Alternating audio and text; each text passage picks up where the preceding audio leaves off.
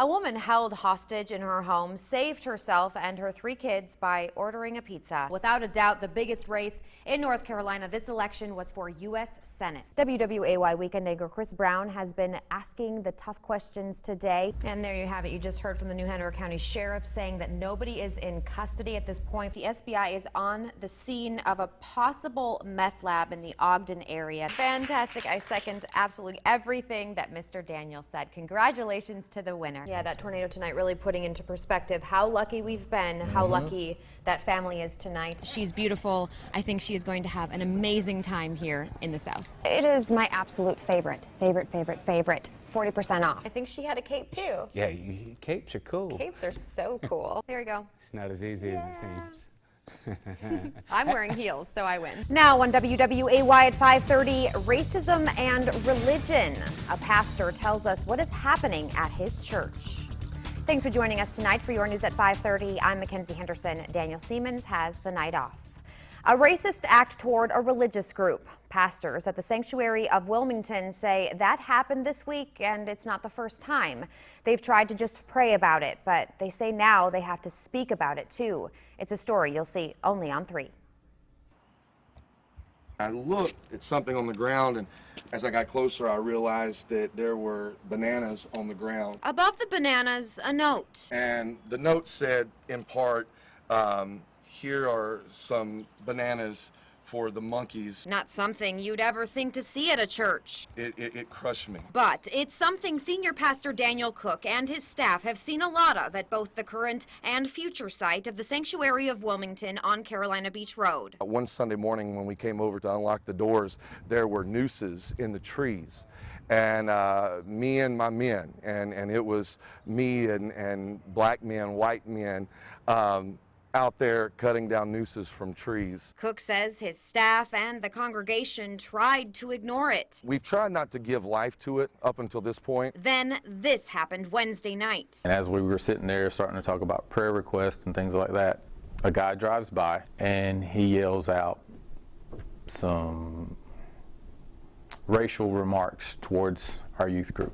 That was it for them all. It devastated our kids. It really, really hurt our kids. It really opened their eyes about what we stand for and what we're fighting against. It's a fight Cook says he brought to Wilmington. We came with a specific goal in mind, and it was to tear down the walls of racism.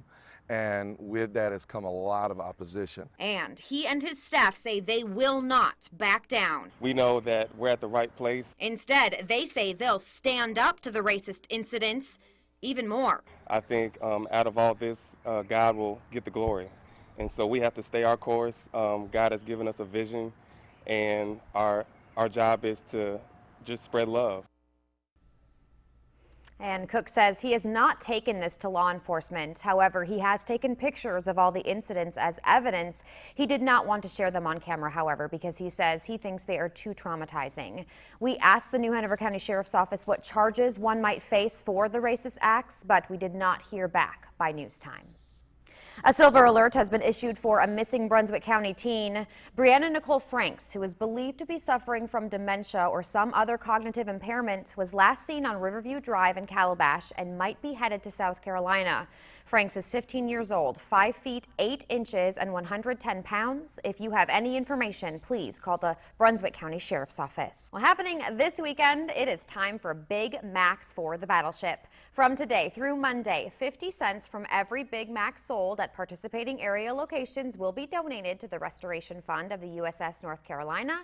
Last year, this fundraiser brought in more than $4,000. Now on WWAY at 5:30, floral prints and floppy hats. We have lots more Azalea fun happening today.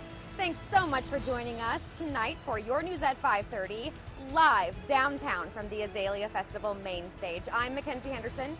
Daniel Siemens will be joining you from the studio in just a little bit. But first, let me tell you a little bit about what's going on behind me. We have Nelly coming in very, very, very soon, and people are already lining up. They are very excited. It is getting hot in her because it actually is literally hot down here. But hey, look it, there's a breeze. So hopefully it will be beautiful, beautiful weather tonight. But first, we had a lot of stuff going on earlier today as the Azalea Festival continues. Today kicked off the Cape Fear Garden Club Azalea Garden Tour, and WWAY's Helen Holt was at the ribbon cutting event for that, and she has much more.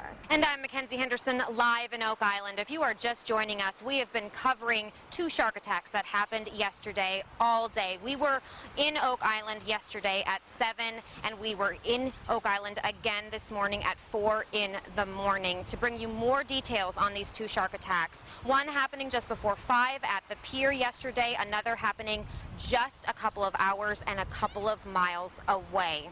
Now, we're not getting much information about the victims, although new at 5:30, we are learning that at least one of the shark attack victims is now in stable condition tonight. Now, these 2 shark attacks, and of course the one earlier last week, creating a lot of not hysteria, but people are pretty traumatized by this news. So how often do shark attacks happen? Experts say they are extremely rare, but we still wanted to talk with experts about that. Also about the response to the shark attacks, whether it was a good response, could it have been better?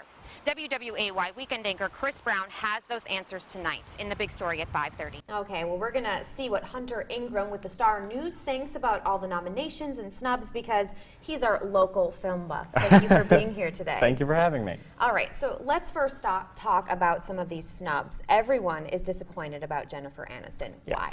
I think it's encouraging, though, we're seeing a lot more roles for women that are really dynamic, which I think is something that Hollywood has been missing. And surprising that it was nominated for Best Picture, but again, not Best Director, which is also very Exactly. strange. It was very surprising because she really campaigned for this film. So let's talk a little bit about these.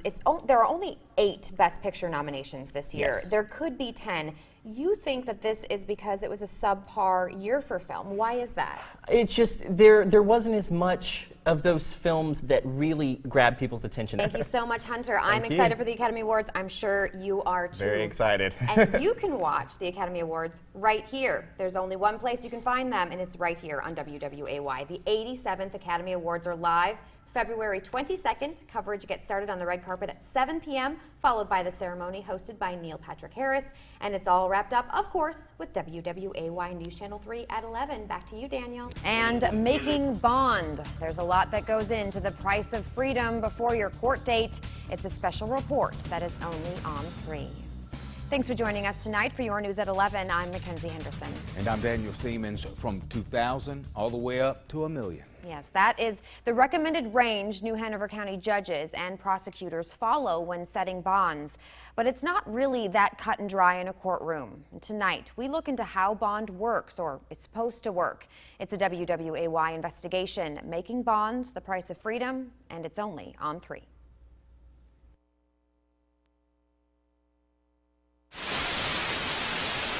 The person suspected to be the shooter was already awaiting trial for a different murder in New Hanover County. A murder of a witness in a murder trial. The victim was set to testify in that trial. That's not supposed to happen, right? The story starts in late July 2012. But it did, in the Cape Fear. They say he was shot execution style. So, how did the suspect get to the witness? Everybody keep to themselves and so quiet. Nasheed Porter was awaiting trial for Brian Grant's 2012 murder in New Hanover County when he was put on pretrial release last year under a $10,000 unsecured bond and electronic monitoring. Fast forward to now. On November 12, 2014, Duplin County deputies say Porter shot and killed a key witness in that trial, Obadiah Hester. Authorities found Porter's monitoring device 8 miles from the shooting. So many questions about how this happened. Whether electronic monitoring is effective is a matter for another day. It can be for a limited number of cases. What we are talking about now, what went into setting bond for Porter and all the other people arrested for crimes in the Cape Fear. There's a whole host of factors that go into looking at setting a bond. District Attorney Ben David and former Judge Tom Old, who's now an assistant DA, say those factors include someone's record, the charged offense, and flight risk. The facts of a case can wildly vary. Judges have to balance all of those things. They'll listen to what the defendant says if they have anything to say, or their lawyer. That's why they both say there is also intuition involved in asking for and setting certain bonds. It's a process. It's not science and it's an art, I guess. What Old and David say they tried to do is protect the public and be fair to the defendant, all while keeping jail population and costs down. When I was a judge, they say, why aren't these people in jail for longer? What they don't understand is that the cheapest part of that process is to build the jail, even though they cost millions of dollars. The operation of the jail is what's expensive. About $80 each day for each inmate, according to New Hanover County Sheriff's spokesman Jerry Brewer. He adds that while the jail's capacity is 673 inmates, it really can't hold that many because they must separate based on offense, mental health, and gender. What we're trying to do is use a scarce resource efficiently. That scarce resource is the New Hanover County Jail. Involved in that case. Wilmington bondsman Larry Powell was president of the North Carolina Bail Agents Association, and he says he knows how to use that scarce resource more efficiently. Put them under a secure bond. So what is the difference between a secured and unsecured bond? Under an unsecured bond, you don't have to pay anything unless you don't show up to court. Under a secured bond, you have to pay the full amount in cash or pay a bondsman a percentage to get out of jail. And with their money tied to your court appearance, Powell says bondsmen also mean a higher percentage of suspects showing up. If we write a bond, you know how many people that percentage-wise that we make sure that's in court? 99%. 99. Law enforcement is like 70% because they have so much more to do. They have county boundaries. Bondsmen do not have boundaries, though. We've been to Texas, we've been to New Orleans, we've been to Alabama, Tennessee, and brought people back to miss court. So he thinks if judges handed down only secured bonds, not only would fewer defendants miss court, but fewer would have to stay in jail. We understand the street, we understand the people on the street, and people, you would be surprised when somebody goes to jail, how many of these family members will pull together to get this person out of jail. Because in the end, David, Old, and Powell say bonds are not supposed to be used as punishment. It's inappropriate and wrong for bonds to be used in a punitive measure. That's one reason Nasheed Porter's bond was set at 10 grand. David says his office can learn from cases like that. If they're out of custody and they commit another offense, that's something that we feel very strongly about, and we want to make sure that those bonds are higher. Higher bonds that Powell says he hopes come with a new law soon, one that requires all bondsmen to charge at least 5%. We can enforce it. The judge put a $100,000 bond on you for a reason, because he wants you to stay there. So to me, you should not be able to get released unless you pay at least 5%. He says possibly making the price of freedom seem more fair. And when a defendant released on bail fails to appear for their court date, the forfeited bail and bond money goes to the public school system. Time now to get local, starting right here in New Hanover County. Well, there were 7 candidates on the ballot for 4 spots for New Hanover County Board of Education, including 3 Republican incumbents. They all supported that school bond. All 3 incumbents came into the election with decades of experience on the board. Then there were some newbies. All but one has extensive experience in the school. So did the voters want experience, tenure, or fresh ideas? Let's look at the results coming in with 93% of the precincts reporting. Looks like we've got our 3 incumbents up there in the top 4. Janice Kavanaugh coming in with 16. Bruce Schell is a newbie, but he is a Republican, coming in with 15. Don Hayes, 15%. Ed Higgins with 14%.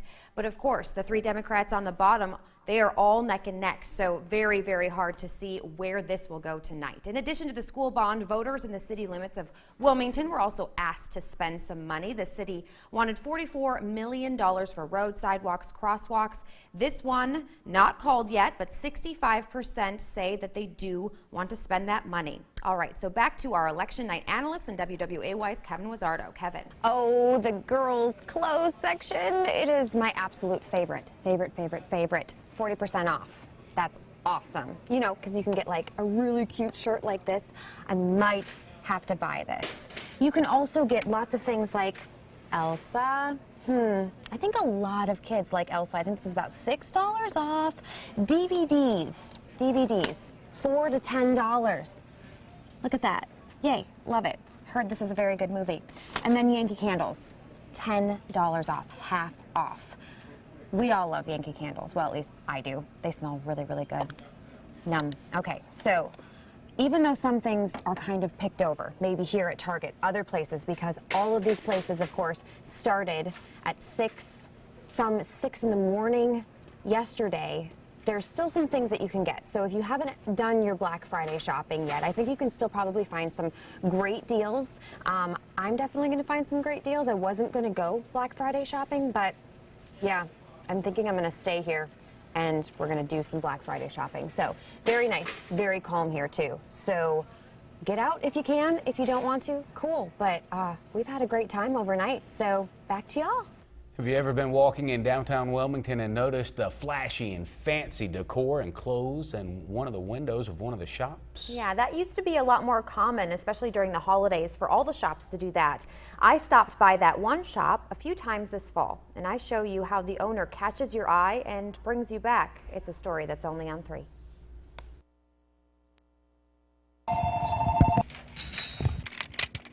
Inside this store, The more over the top, the better. behind these windows, You want something that's going to draw people in. Some instant gratification. day and night.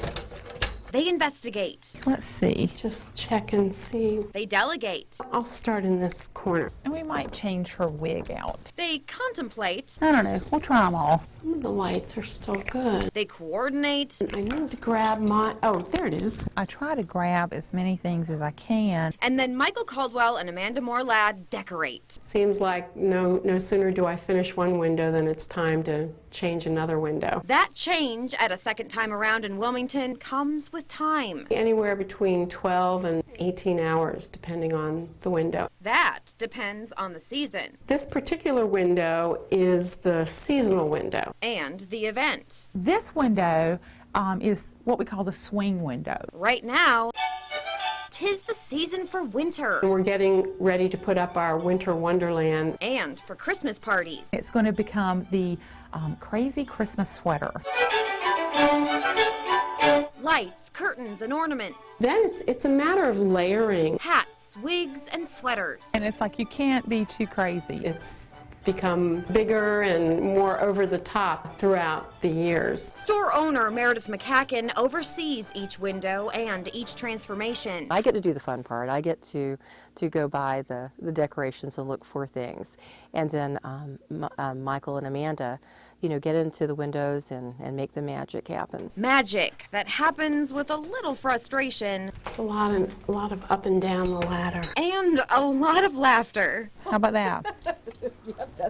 That'll do it, won't it? It really does. We want to use these windows to their fullest advantage because they are the draw. Drawing shoppers into the resale shop to buy their merchandise. We just love fabulous vintage, and it's always so fun when you find something. But maybe the real find is that long history.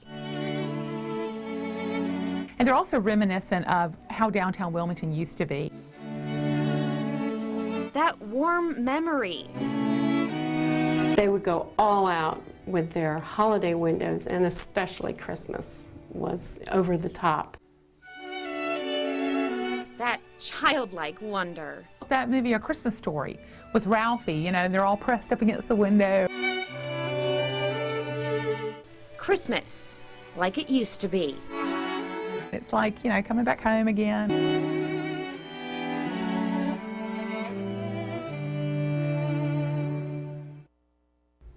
And McCacken says her store was originally the Butler Shoe Store, and she opened her store in 2002, and then she's owned the resale shop since 2004.